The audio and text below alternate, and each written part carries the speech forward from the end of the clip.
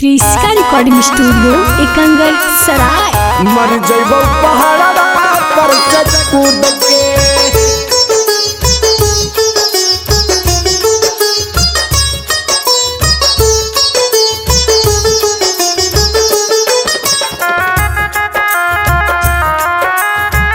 मर जइबो पहाड़वा पर से कूद के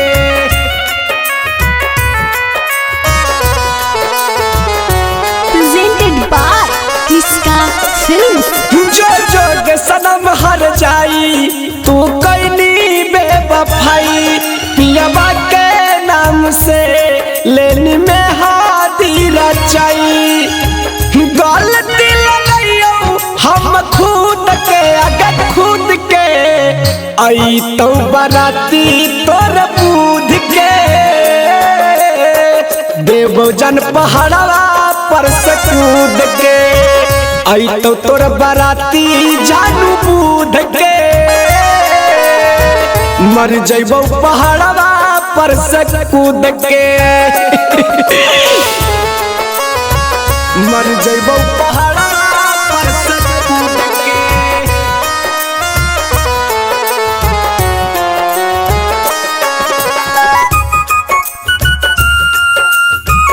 मर जइबो पहाड़वा पर से कूद के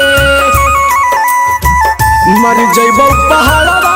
पर से कूद के तोरा दिल से चाहा हलियो का देखियो सिनवा चीर काहेला कोई प्यार जब हलियो हम फकीर जब हलियो हम फकीर तोरा दिल से चाहा हलियो का देखियो सिनवा चीर काहेला कोई प्यार जब हलियो हम फकीर लाड़ नहीं पलियो हम प्यार वाला जूद के आई तो तोर बराती जादू बूध के मर जइबो पहाड़वा पर से कूद के आई तो तोर बराती जादू बूध के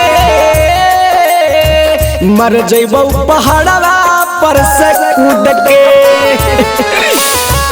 मर जइबो पहाड़वा पर से कूद के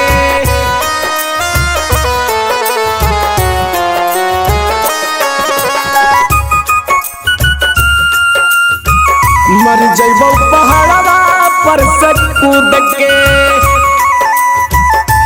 क्रिस्का रिकॉर्डिंग स्टूडियो एकंगर सराय। तू शीशा वाला महल में रही है ससुरा में आवाज तोरा याद में भूलन पिया करे आपा बनतो ना साबाज एक करे जा सुन ना साबाज तू शीशा वाला महल में रही है ससुरा में आवाज तोरा याद में भूलन पिया करे आपा बनतो ना साबाज सपना सजैले हलियो झूठ के आगे झूठ के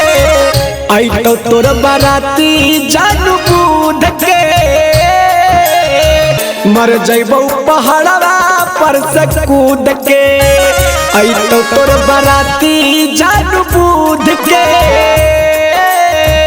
मर जइबो पहाड़वा पर से कूद के क्रिस्का रिकॉर्डिंग स्टूडियो एकंगर सराय।